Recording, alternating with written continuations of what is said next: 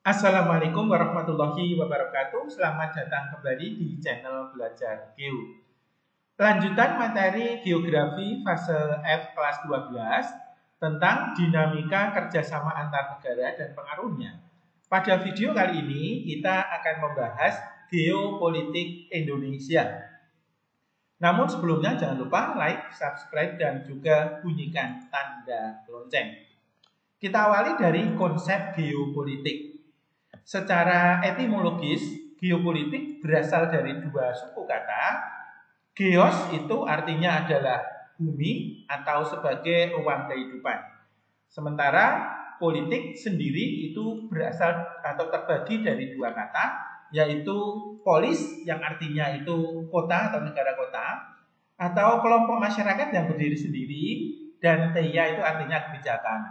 Sehingga secara etimologis, geopolitik itu artinya kebijakan suatu negara berdasarkan posisi geografisnya.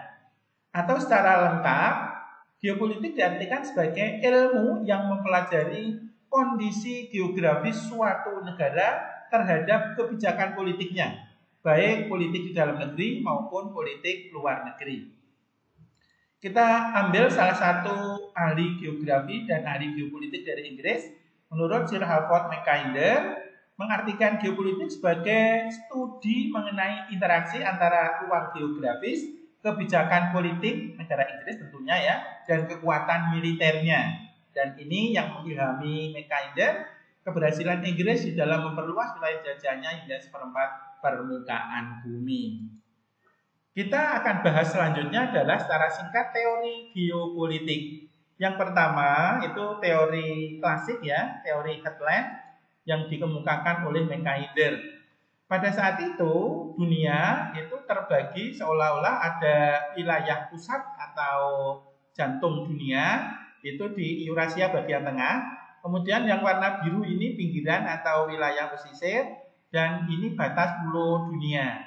Ini adalah daerah pinggiran ya, dan ini adalah dunia baru ini.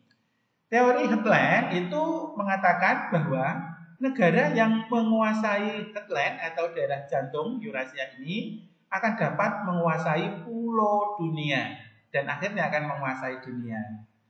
Teori ini berbalikan atau berbeda dengan teori Rimland oleh Spikeman yang mengartikan negara yang memiliki wilayah Rimland itu memiliki keuntungan geopolitik dibanding dengan negara yang memiliki headland.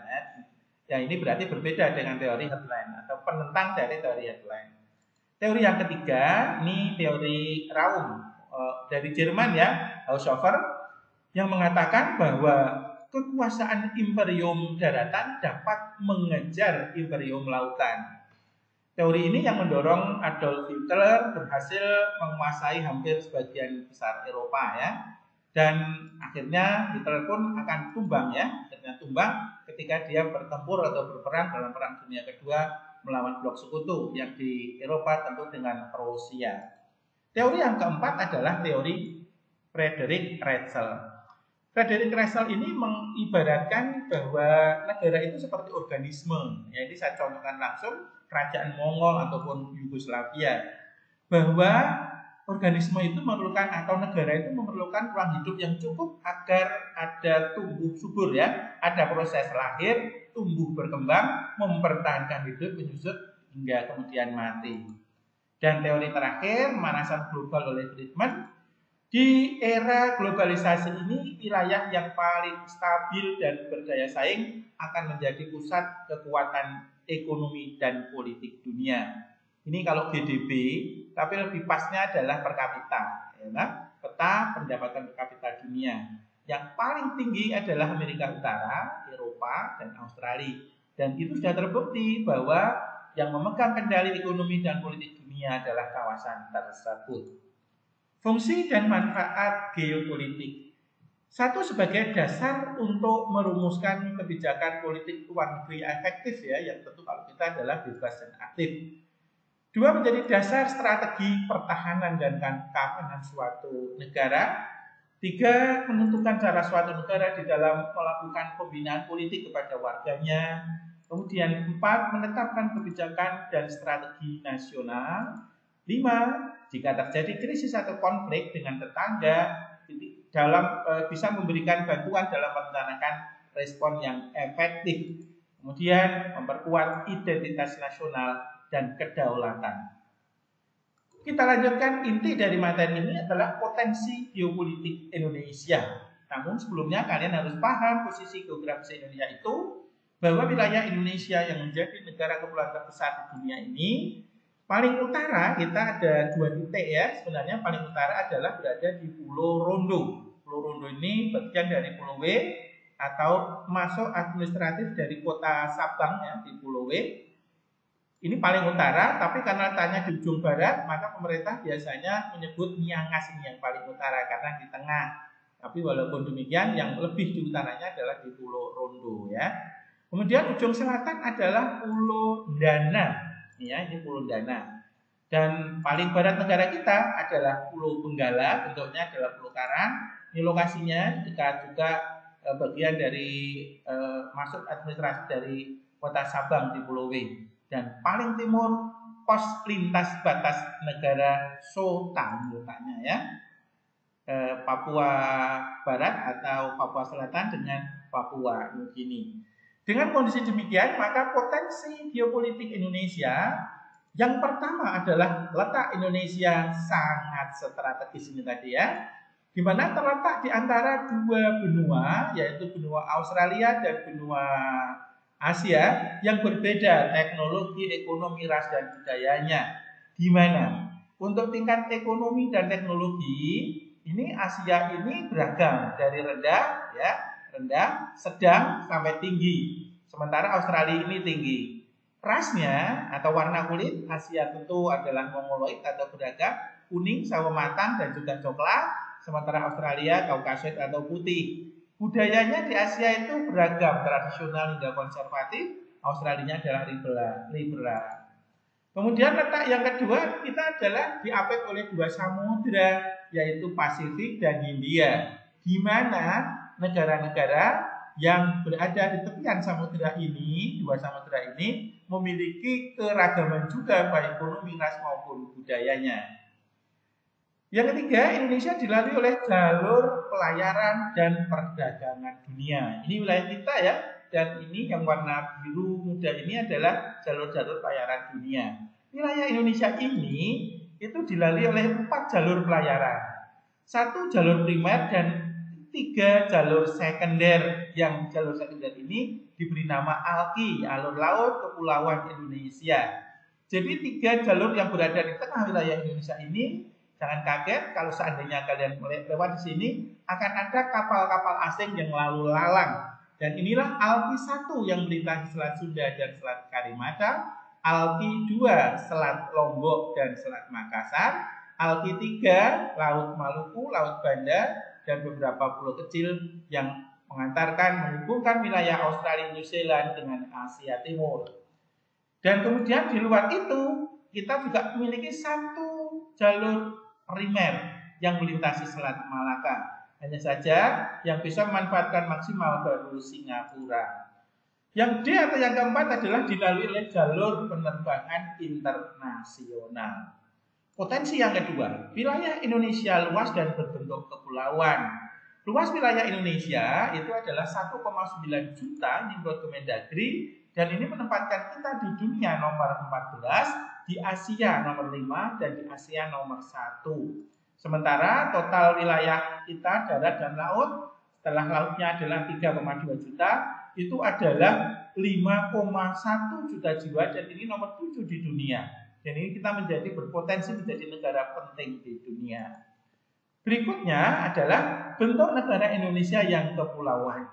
Nah, ini memiliki panjang garis pantai nomor 2 di dunia dan menjadikan negara maritim dengan kekayaan laut yang melimpah. Kita lanjutkan potensi yang ketiga, sumber daya alam Indonesia melimpah, sumber daya pertambangan dan mineral melimpah karena kondisi geologis Indonesia, pertemuan 3 lempeng bumi dan juga pertemuan 2 jalur pegunungan dunia. Sumber daya kelautan Indonesia juga melimpah Karena apa? Memiliki laut yang luas dan juga terdapat the coral triangle atau segitiga terumbu karang, dan kekayaan laut kita juga sangat melimpah. Kemudian sumber daya pertanian, memiliki tanah yang subur. Kenapa? Karena kita dilalui oleh jalur pegunungan yang memungkinkan banyak terdapat gunung api di Indonesia. Sumber daya kehutanan, Indonesia negara nomor 3 dengan luas hutan hujan tropis ketiga di dunia. Karena itulah Indonesia disebut sebagai mega biodiversity di dunia. Potensi yang keempat, jumlah penduduk Indonesia besar sekali. Pada hari ini jam 20.00 tanggal 1 Januari 2025, penduduk Indonesia sebesar 288.614.141 jiwa. Ini menurut Worldometer yang secara live ya. Dan ini menempatkan kita nomor 4 di bawah India, Cina, dan Amerika Serikat. Apa untungnya? Nah ini, karena kita posisinya sedang menuju bonus demografi. Ini kalau kalian lihat, di mana generasi Z itu paling besar. Generasi Z ini kurang lebih berusia 13 sampai 28 tahun.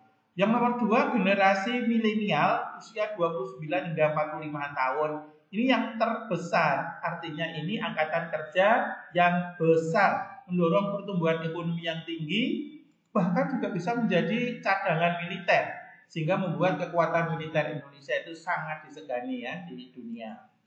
Potensi yang kelima adalah budaya tinggi dan etnik yang beragam. Indonesia itu memiliki suku bangsa lebih dari 1.000 ya menurut BPS. Walaupun dunia atau PBB hanya mendata kita nomor 2 di dunia, tapi kalau menurut BPS itu 1.300-an. Bahasanya kita juga nomor 2 di dunia. Itulah keberagaman di Indonesia. Kemudian memiliki keragaman budaya yang tinggi kualitasnya, sehingga budaya Indonesia itu banyak yang sudah menjadi warisan budaya dunia. Ini sudah kita pernah bahas ya.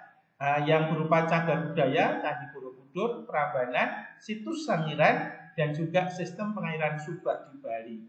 Dan yang berupa tidak benda itu banyak sekali, ada jamu, gamelan, pantun, pencaksilat, kapal pinisi, kemudian tarian Bali, kemudian tas noken, tari Saman Aceh, noken itu tasnya dari Papua, angklung Sunda, kemudian pembatik ya dari Jawa, keris dari Jawa, wayang juga dari Jawa.